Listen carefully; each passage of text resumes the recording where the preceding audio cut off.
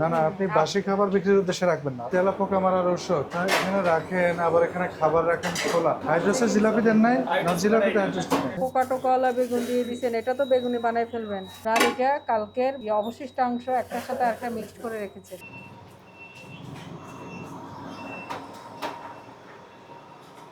বেগুনি ভাবছেন যে তেল দিয়ে, এটা কবে নিয়েছেন? ফ্রেশ? কবে দিয়েছেন ফ্রেশ? কালো হয়ে যাচ্ছে যে, কালো হয়ে গেছে, কালো হয়ে গেছে। বুঝলাম। মূল কিচেন কোথায়? চলুন তো দেখি কিচেন। এটা এখন বানালেন না গরম করলেন? ওটা ওটা গরম করেছেন নাকি আজকে ভাবছেন? হাইড্রোসের জিলাপি দেন নাই? না, জিলাপিতে হাইড্রোস দেন না, হাইড্রোস। জিলাপি কি কি দিয়েছেন জিলাপিতে? বুরিন্দা। এই যে কি অবস্থা, তো বাসি খাবার রাখছেন।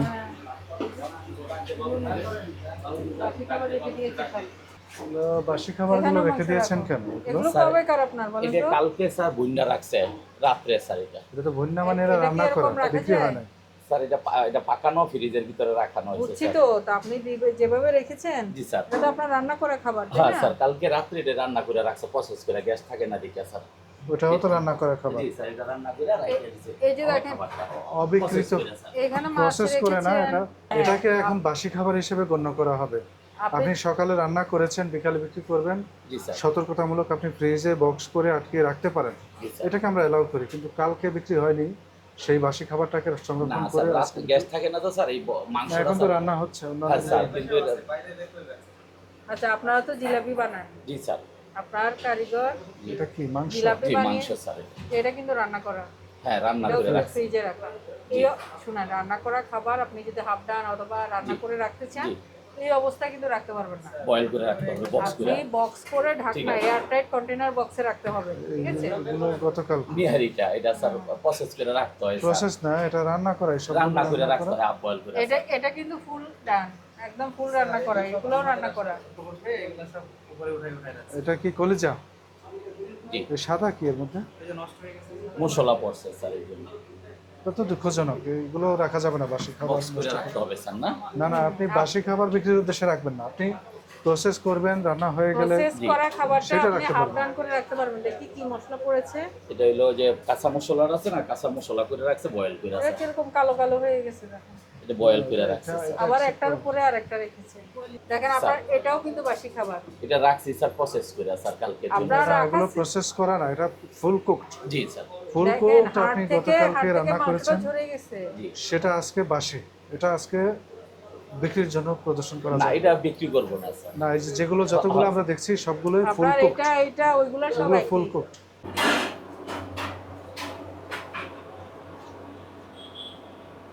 এটা কি তেলা পোকা মারার ঔষধ? জি স্যার। আপনারা এখানে রাখেন, আবার এখানে খাবার রাখেন খোলা, এটা রিস্কি না? খাবার যদি খোলা রাখেন, খাবার আবার রেখেছেন, এই তেলা পোকার বিষ রাখেন এখানে, এটা তো তাহলে রিস্কি, এটা খাবারে মেশার সময় ইয়ে তো থাকে, আপনার কাত হয়ে ঝুঁকি পড়ে তো গেল, তৈরি হয়ে যায়। ঢাকনা খুলে গেল, এটা আপনার খাবারে পড়বে।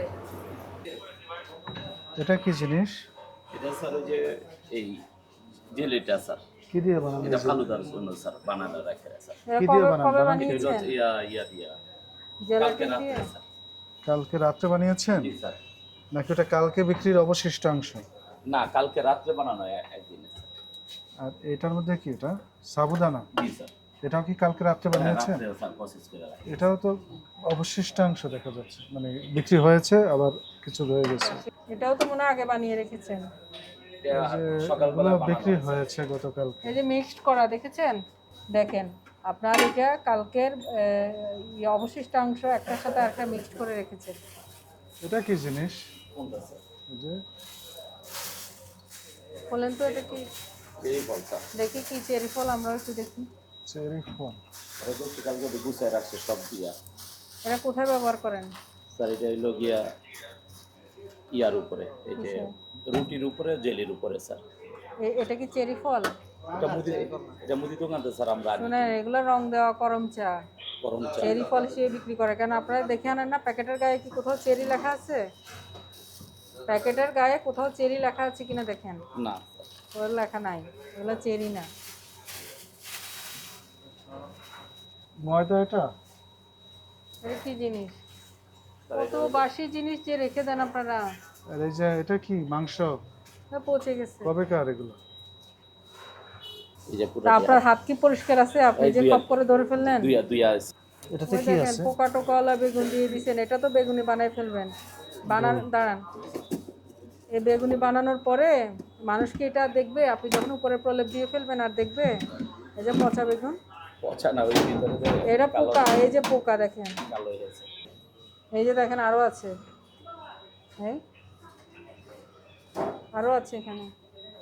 আপনারা কাটার সময় জি জি। ফেলতে চান না, এই যে দেখেন এগুলো পোকা। এই যে এটা কি জিনিস, কোথায় দেয়? এটা স্যার গোলাপ জল স্যার। কোথায় দেন আপনারা? এটা স্যার ওই যে পোলাওতে দিই স্যার। পোলাওতে দেন? জি স্যার। এই যে গোলাপ জল, কেওড়া জল জি। নিরাপদ খাদ্য আইনে জি। একদম নিষিদ্ধ করে দিয়েছে। এটা গোলাপ জলের গোলাপের কিছুই নেই, এটা শুধু কেমিক্যাল। এটা বুঝতে পারছেন? জি।